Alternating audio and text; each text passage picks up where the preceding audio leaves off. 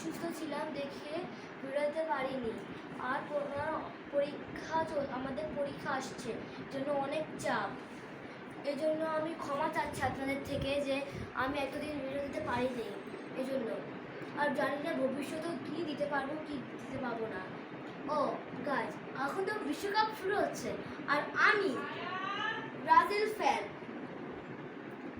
আমরা একটা কথা বলে রাখছি আর্জেন্টিনা ফ্যানসদের, কথায় কথায় যে ব্রাজিলতে বলে 7 আপ, মনে রাখবেন আপনারাও 3 পিস।